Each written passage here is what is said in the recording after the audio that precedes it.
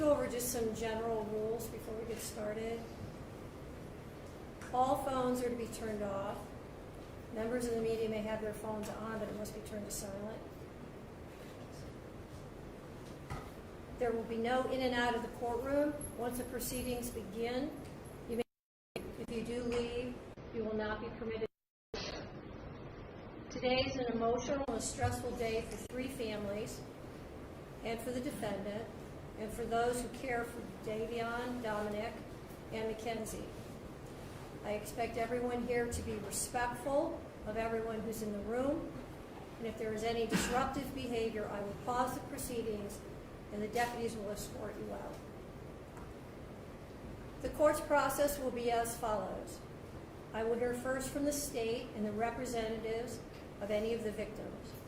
The court will then hear from the defense and any representatives who wish to speak. The defendant has a constitutional right not to speak. She has exercised that right not to speak at trial, and that right continues throughout this proceeding.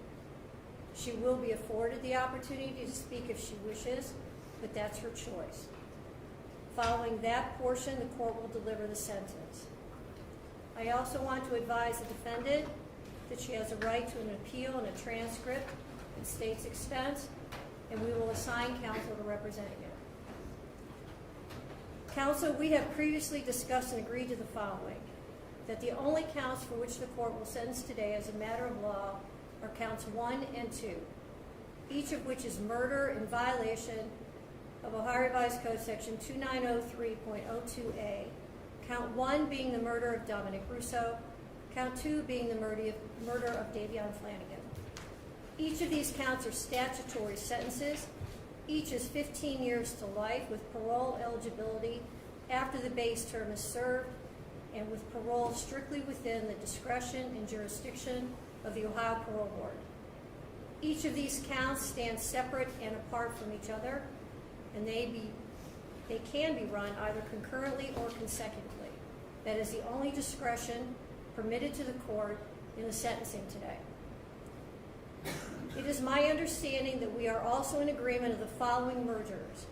As to the guilty verdicts against the defendant related to the victim, Dominic Russo, the counts 3, 5, 6, and 9 merge into count 1. As to the guilty verdicts against the defendant related to the victim, Davion Flanagan, the counts 4, 7, 8, and 10 are merged into count 2. That the Reagan-Tokes enhancement and post-release control are not applicable to either count 1 or 2. Is that a correct statement? That's accurate, Your Honor. Correct? Yes, Your Honor. Thank you. I do wish to proceed on counts 11 and 12. It's my understanding on these 2 felonies of the 5th degree that both sides are waiving any argument. Is that correct? Yes, Your Honor. Yes, Your Honor. And is she waiving any statement on counts 11 and 12? As to those 2 counts, yes. All right. The defendant is sentenced in counts 11 and 12, each of which is a felony of the 5th degree, to 7 months in prison on each count to be served concurrent to each other with credit for time served. Fines and costs are waived. As to the driver's license suspension for counts 9 and 10, the aggravated vehicular homicides, her driver's license is suspended for life. I'm now prepared to hear from anybody who would like to speak on behalf of the state.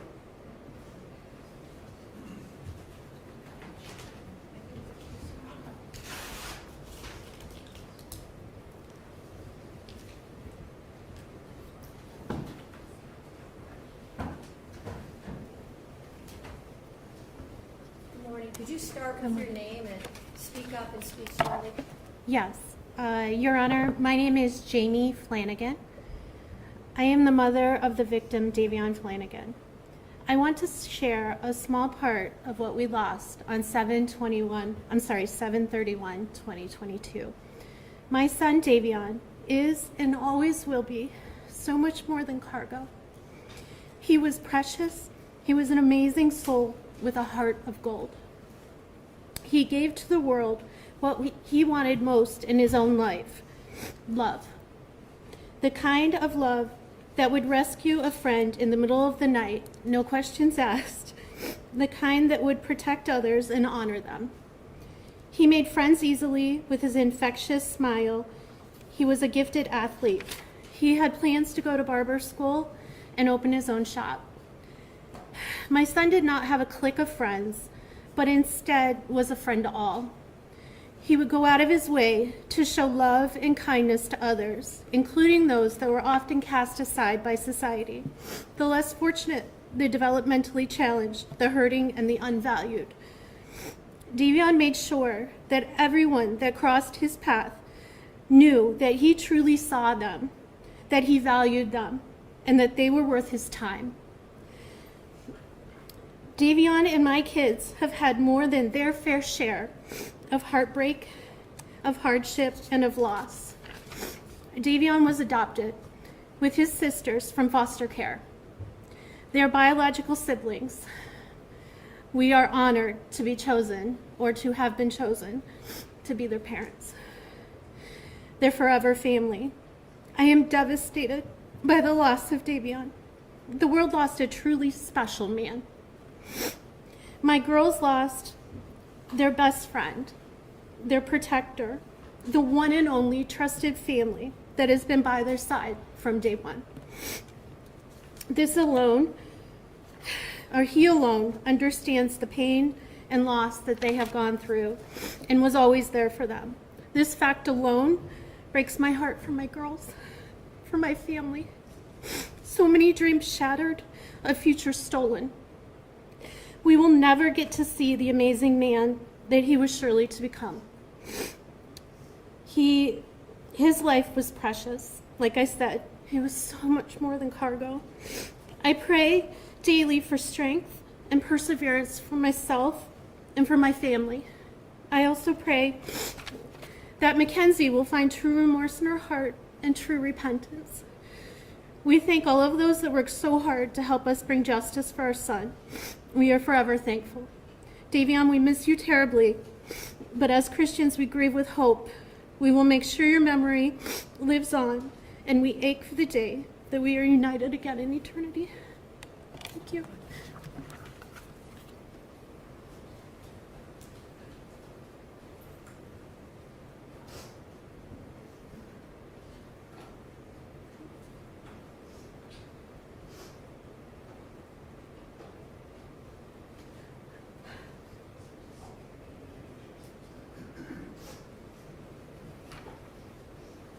Hello, could you start with your name?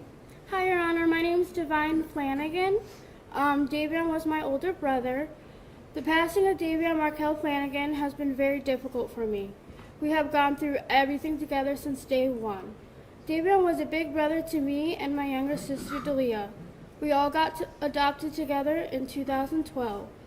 After Davion passed away, a lot of trauma and past pain has came into my life, causing it to be difficult to heal from this trauma event, or this traumatic event. Davion was not just a big brother to me, but a role model in many ways.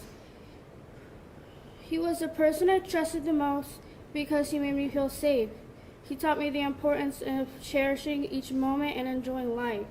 The memories we have are strong, but losing him has shown me the value of life. He has how God works in ways you can't understand, but is worth it in the end. I don't want this pain for anyone else. I don't want people to have to go through this. As an 18-year-old, I hate the fact that he has gone because someone decided to take his life. Now that Davion is gone, I feel stuck. I feel as if I can't move forward. I feel lost. He was the one who picked me up when I fell. He was my best friend and the only person that has stayed with me since I was born. I would like you to give Mackenzie the longest possible sentence. I've known her for about 3 years, and as she's always taken the easy way out. You shouldn't be able to take the easy way out when it comes to murder. It's completely unfair that no matter what sentence you give her, she will be eligible for parole, while my brother will be gone forever. Thank you, Your Honor.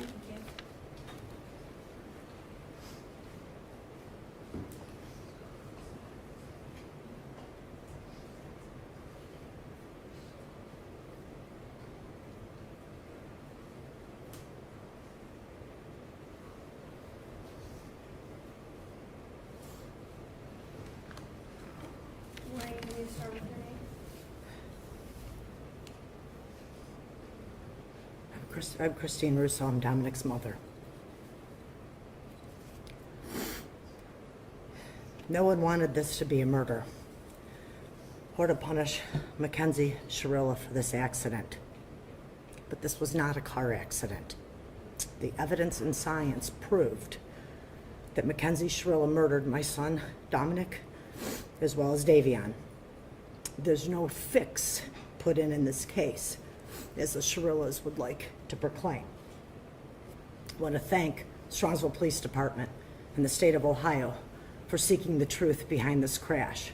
Thanks to them, we all know what happened in that car that day. What we don't know is why. I wish I could change this every day. I lost 3 children in that crash. Not a minute goes by each day that I don't think about my son, as well as Davion. My heart is forever broken. The cries heard from the Shirilla family and friends after the verdict are nothing more than a lack of remorse. Mackenzie Shirilla had a choice. Dom and Davion did not. We are all left here to mourn. But what Dominic and Davion lost can never be remedied in any way or by any particular sentence. July 31st, 2022, I called Mackenzie's mother, hysterical with the loss of my son and Davion. I knew Mackenzie was in the hospital, and the first statement said to me was, "Oh, please don't listen to what everyone's saying on Facebook." Yeah, my son is dead, his friend is dead, and I'm checking on yours. Yet social media is what's important. Social media has made a game out of the life of Mackenzie and is making a game out of this heart-wrenching tragedy. No one can imagine the pain of losing a child unless they have lost one themselves. The pain is forevermore. Time does not heal this wound. Mackenzie, going to prison because you did this. Be thankful that you're still alive and have a future, whatever that may be. Dom and Davion were robbed of their futures, their hopes, and their dreams. Mackenzie showed no mercy on Dominic, nor did she on Davion. Only God at this time can have mercy on her soul. Thank you.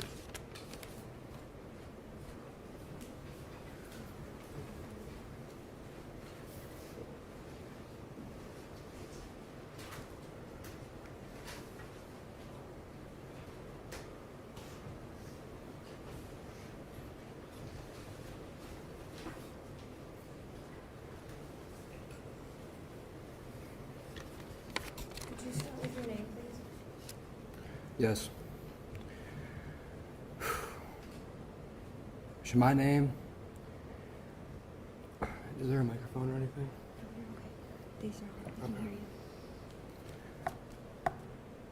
My name is Angelo Russo. I'm one of Dominic's older brothers, and I'm speaking today for myself and also on the behalf of our siblings and our friends. Sorry. Dom may have been young, but he made the most of each day and had an impact on the lives of his friends and his family. Dom was a businessman, an athlete, a song producer, and an entrepreneur. Dom was not only my brother, he was also my best friend, and the friends in this courtroom also say Dom was their best friend.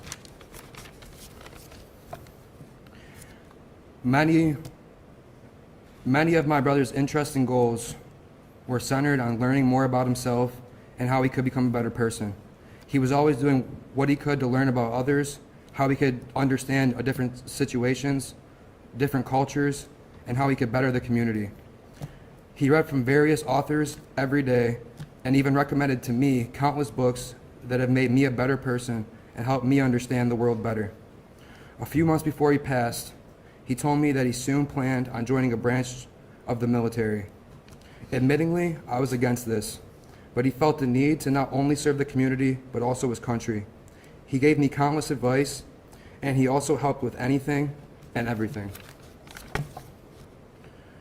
Nothing said or done here today can describe the loss or repair our lives after this tragedy. Kenzie's statement in the hospital to Detective Azu, "Can't you just take my license away for 10 years or something?" That statement is Mackenzie Shirilla, the most selfish person I know. Ironically, Dom was the most selfless person I know. Mackenzie Shirilla murdered Dom and Davion in cold blood and had already moved on. Kenzie killed Dom over the thought of losing him, and she made Davion collateral damage. She was driving, going to concerts, and dressing up for Halloween, no thoughts of the families and lives that she had destroyed. As I said, Dom read a book every day. He started 2 companies. He recorded his own music as well as recording music with myself and with friends. Dom helped anyone who ever needed a hand. He was an inspiration to everyone who had the honor of meeting Dominic. We love you, Dom. We love you, Davion. And God bless the both of you. Thank you so much.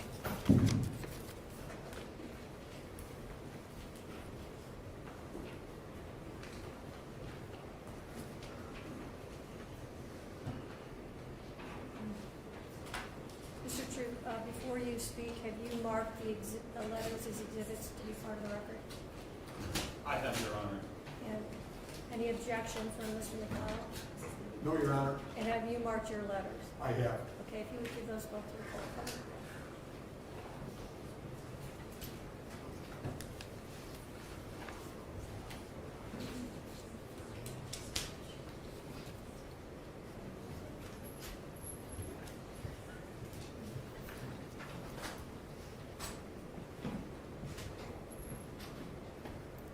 Go ahead.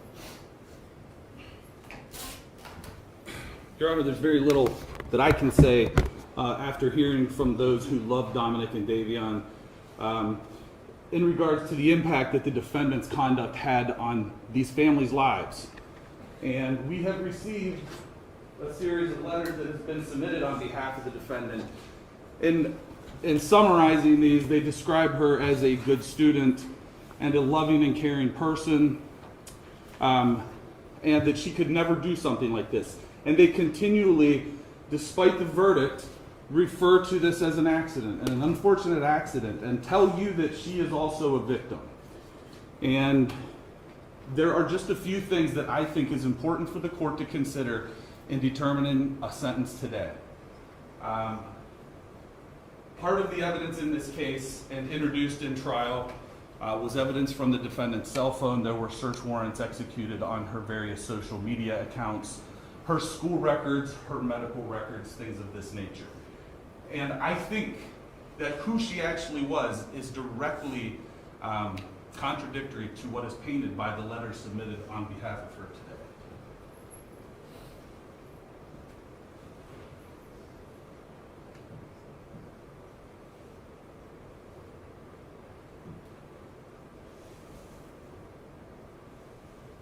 Do you know how to make the video? One moment, Your Honor.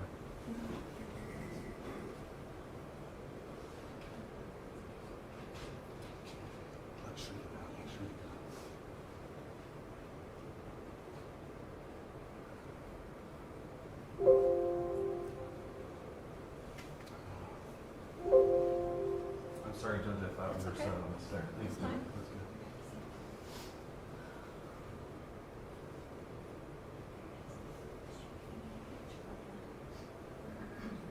I'm not even cool. I'm just one of those girls that can do a lot of drugs and not die. Gotta figure like a pin, I've gotta figure like a doll. Don't care if you think I'm dumb, I don't care at all. Candy best, sweetie pie, wanna be adored. I'm the girl you die for. Objection, Judge, none of this is introduced in the trial.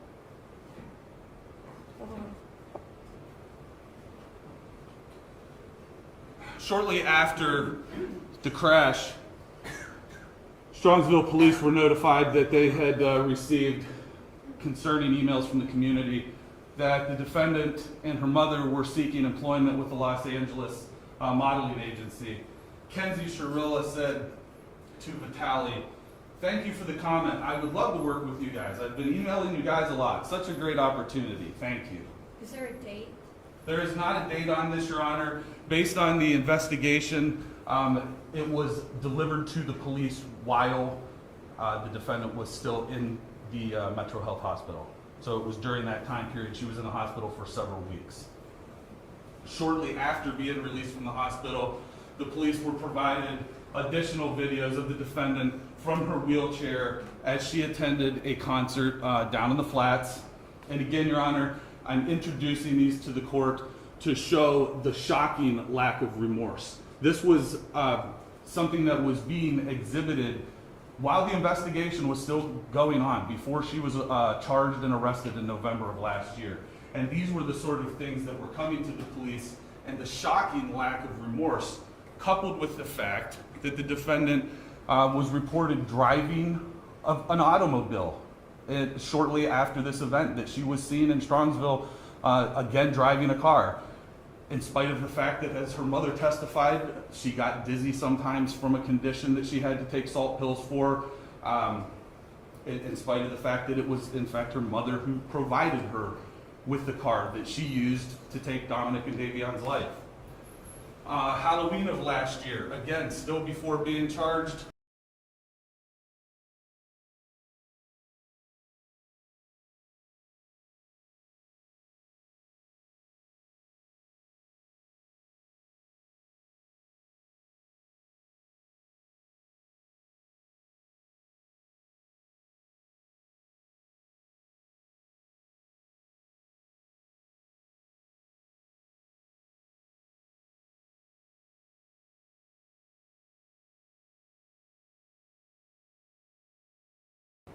Are these post?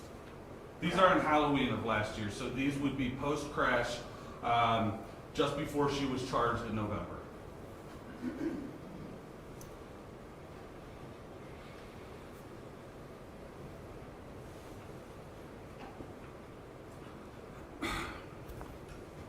We think the defendant has shown a shocking lack of remorse, Your Honor.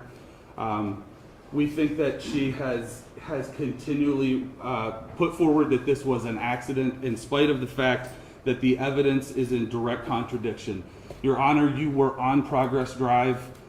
You saw the evidence that was displayed in court. And Your Honor, we think that you are the person who is in the best position to decide an appropriate sentence. We have full confidence in the sentence that you'll give her. Thank you. Mr. McDonald? Your Honor, may it please the court, I got asked you to allow Mrs. Shirilla to address the court first. Kathleen?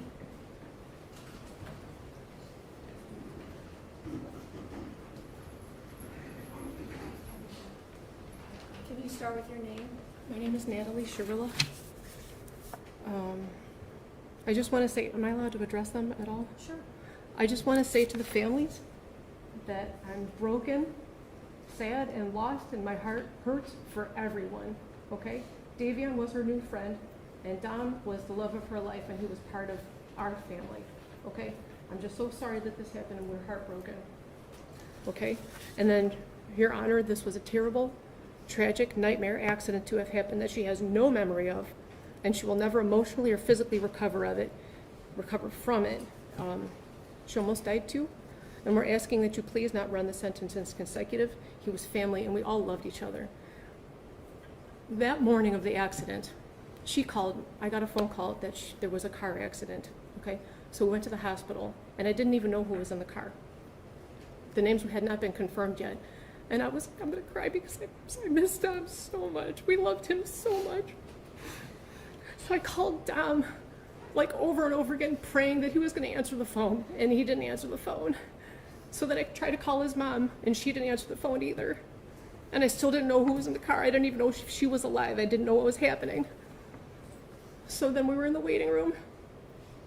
And then his mom she did call me, so I answered the phone, and I was like, oh my God, like, I don't even know who was in the car. Like, what's happening? Was that Dom? And she said, what do you mean? My son is dead.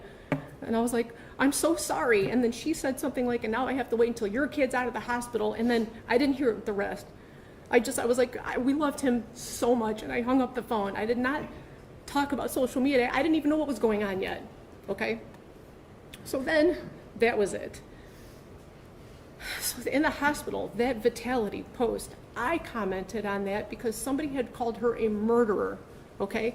And she's not a murderer, so she didn't even have her phone at that point because the police had still had it, okay? So I jumped on and I was like, you know, she's not a murderer. She's more sad than most of these people commenting. She's been trying to get in touch with you. I mean, at that point, it was just an accident. So I commented on her behalf, not because of the modeling opportunity. Who cares about that? I don't want them to refer to her as a murderer, okay? And I don't even know how that comment had got on the phone because the police still had her device and she could not access her phone or social media. That's why I did it. And I had called them asking if they could shut down social media because people were calling her a murderer and making death threats and organizing groups to, you know, take her out when she got out of the hospital and stuff. So I don't even want her phone. I don't care about her phone. I don't care about social media. I just wanted them to stop calling her a murderer so that when she did come to, and she did come out of surgery, multiple surgeries, that she wouldn't see all these people calling her a murderer because she would never, ever, ever murder the love of her life, okay? Halloween, for 3 months after the accident, she would only wear his clothes. She would only eat the snacks he ate. She would only listen to the music he wrote, okay? She was laying in bed for 3 months crying. There was a shrine of him next to her with photos and things that he liked and this flower that lights up that he got her because he wanted it to be fresh and alive forever. It's like a little Beauty and the Beast flower. Okay, she's got this shrine of him next to her. So she was crying for 3 months. So her friends asked if she wanted to go out trick-or-treating or Halloween, and it was at OU. And she didn't even want to go. She said, I don't know, should I go? She couldn't even walk yet, barely. So I told her, I said, baby, please go. It's Halloween. You've been laying for 3 months crying, only listening to his music. Please go have just a moment of fun, a moment of fun. So we told her to go. My husband drove her. I brought her back home. She just needed a second of fun from losing her whole world, So that was us. We told her to go. And that concert she went to with Dom's cousin, Abby, they picked her up. They brought her there. That was Dom, Mackenzie and Dom and Abby all decided to go to this concert together while they were in the hospital. That was for Dom. Everything she did after the accident was either in honor of him, to be close to him, or just to be by him any way that she can. She's like devastated and tragic. He was the air that she breathes, okay? And they went with his cousin. We spent all kinds of time with him after the accident. What was the other thing? I'm hearing an awful lot about your daughter. I'm not hearing very much about the 2 dead people. Dominic, okay, I'm asking you for leniency because this was a tragic accident that she does not remember. And Davion, he's a new friend. And I'm so sorry. What does that mean? His life is worthless? No. God, no, not at all. They all loved each other. They all spent every day together. You know what I mean? I don't know too much for him. Isn't that part of the problem, Mrs. Shirilla? Sorry? Isn't that part of the problem, that they all trusted each other? Isn't that part of? It's not a problem at all. It was wonderful. It's a problem how they all ended up in the car together and 2 of them ended up dead. I understand what it looks like. I'm saying that it was a tragic accident. She would never. Well, we're going to have to disagree on that. I understand. Right, and I respect your position, but you disagree with me. I understand. But anyway, that's it. I just wanted to address those. We told her to go to those things, and then she did go with Dom's family. So look at that. Don't look at it with look on that with different eyes if you can, please. Those things are not relevant. Not at all. Not at all. Not at all. But she's a good, if you would have a moment, all you would need is 5 minutes of a conversation to have with her to learn who she is. Just that, you would just need 5 minutes to learn who she is and what she's capable of not doing and doing, and you would see for yourself. That's all. I'm so sorry, guys. Thank you. I'm sorry. I love you.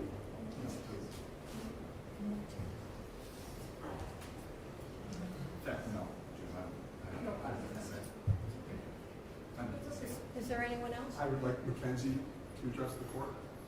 Mackenzie, you don't have to speak if you don't want to. It's up to you. Okay? You can sit if it's more comfortable, whatever's better for you. of Dom and Davion. I'm so deeply sorry. I hope one day you can see I would never let this happen or do it on purpose. I wish I could remember what happened. I'm just so sorry. I'm heartbroken. I love Dom and Davion. We were all friends and Dom was my soulmate. I wish I could take all your pain away, and I'm so sorry. And to my family, thank you for the support and all the love you guys give. Thank you for fighting with me. I love you all so much. I'm done. Thank you. Thank you. Anything else from the defense? If I could address the court, Judge. Your Honor, may it please the court. First of all, I'd like to extend my condolences to the Russo and Flanagan family. I can't imagine how difficult this is. It's terrible. People's acts have consequences, and the consequences here are up to you. You have a range of possibilities as it relates to a girl who was 17 at the time, who is now 19 years old and has no criminal record. And as you so correctly pointed out in the opening, the decision when she gets out is up to the parole board. And we know how the parole board operates, and we know that everybody gets flopped at least once. So a 15-year sentence becomes a 20-year sentence at minimum, and it'll be up to this young lady here as to how she's going to conduct herself for the next 20 years or whatever the sentence would be. That would be number one. Second of all, I'd like to say thank you so much for allowing and taking the time to read those letters. And I would like to concentrate on the letters from the people from juvenile court. First of all, Miss Smith and Miss Kent. They have been the people who have monitored her progress since she was entered the juvenile detention facility, where she was for about 9 months. And I would like to commend them for writing these letters, because ultimately, or initially, I tried to have them send a letter, and the people at juvenile court wouldn't let them. And so they sent these letters anyways. And what do we see from their letters? We actually see where both of them say that she expressed remorse during the time. What the prosecutor played there was after the accident and way before she was ever incarcerated. They also both say that they have observed her grow as a person, that she's taken every single class possible, both culinary and college, that she's actually been a model inmate, the letters say, and that she has exhibited what they call the highest level of behavior. They grade people 1, 2, 3, 4. The better your behavior, the higher the number. She has always received the highest number. She's also been receptive to counseling, and as Ms. Kent said, she has been making amends. I'd ask you to pay special attention to the letter from Kelly Leitner that I think talks about certain, she cites certain things. Ms. Leitner is asking you to consider that the brain is not fully developed until 25 years or older. Her choices, Mackenzie's, and actions are indicative of teenage invincibility. While, based upon your decision, you don't find that, I find that there are, I remember when I was young, the dumbest things I ever did, and I'd hate to be judged for those things. So really now I'm going to give you my observations, because I understand what you talked with Mackenzie's mother about acceptance of responsibility, etc. All I can tell you is that from the moment I met this young lady here, she expressed sorrow. And I would say during the course of this trial, in the initial emails and statements, she said, "I'm sorry for what you did." The prosecutor has said that she hasn't accepted responsibility. Well, as you remember, during the course of this trial, our defense was that it was a reckless homicide. That's taking responsibility for what she believes happened. So I would respectfully disagree with that. I've seen her express true remorse in the times that I met her in jail, and I don't think it's self-serving. And I'm going to say, as an officer of the court, that I feel very confident saying that she has expressed true remorse. So ultimately, another thing that you have to ask for is the likelihood of recidivism, etc. based upon all of those things, I'd respectfully request that you run the sentences concurrently. Thank you. Is there anybody else that wants to speak? Not on behalf of the state, Your Honor. No, Your Honor.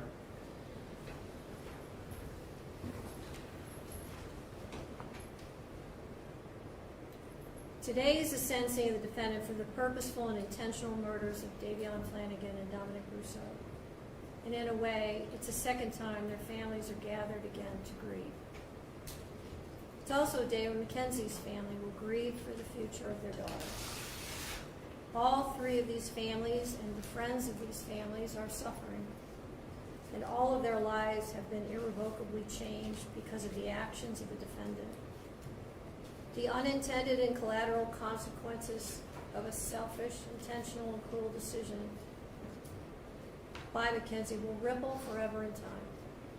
It's literally changed history because it's ended two lives. Two young men are dead. Their deaths were horrible, terrifying, and tragic. I will say again, if any reasonable person reviews Exhibit 802, there can be no doubt in your mind what happened this night. There can be no doubt of the absolute terror of the two people in that car. The defendant controlled all the events. She chose the day. Specifically, she chose a day just before her 18th birthday.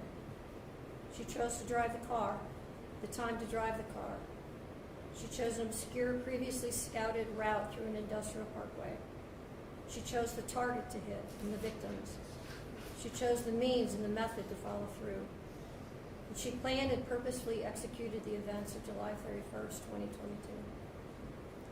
The review of the evidence supports the factual findings, the forensic testimony, the testimony of the first responders, the testimony of the emergency room doctors who treated the defendant, the testimony of the coroner's medical examiner, the testimony of those who knew the victims and the defendant, and the testimony of the BMV official who provided evidence that not only did the defendant deny any medical condition when applying for her license, which her mother co-signed and attested to, but also that just after the accident, Mackenzie renewed her driver's license and again denied any medical condition. In fact, the defendant was so concerned about driving that, as the state mentioned during the investigation, she asked if they could just suspend her license for 10 years.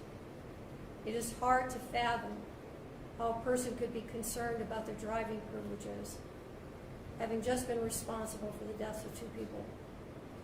There was no medical condition that caused this as an accident. There was no mechanical failure of the car. The record is clear on the facts and the evidence. Her mother's uncorroborated statements without any medical testimony or records is not persuasive. It is also important to remember that even if Mackenzie intended to also die in this crash, that is irrelevant. A failed suicide attempt is not a defense to murder. And even in a murder-suicide attempt, when the perpetrator executing the plan survives, the other death or deaths are still murder. There's only one person who's responsible for the pain of everyone in this room, and that person is you, Mackenzie. Nobody else is responsible. This isn't the fault of Dominic's family, or Davion's family, or your family.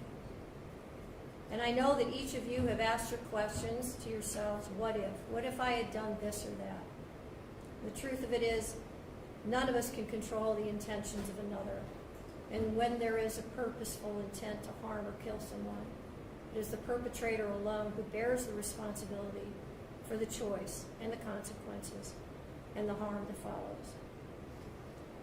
The difficulty for sentencing today, honestly, is whether or not I believe you should get consecutive sentences.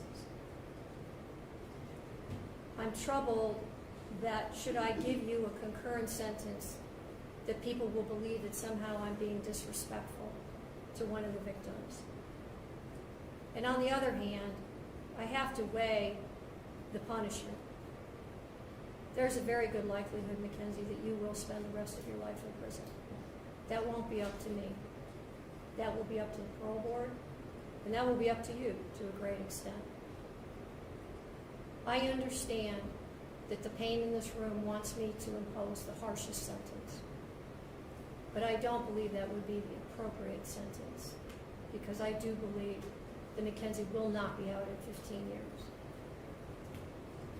So she's sentenced on count 2, the murder of Davion Flanagan, 15 years to life. She's sentenced on count 1, the murder of Dominic Russo, 15 years to life, to be served concurrent to each other, with credit for time served. I'll waive fines, fees, and costs, and your appellate counsel will be assigned. Are there any questions from the state? No, Your Honor, thank you. Any questions? No, Your Honor. All right, thank you.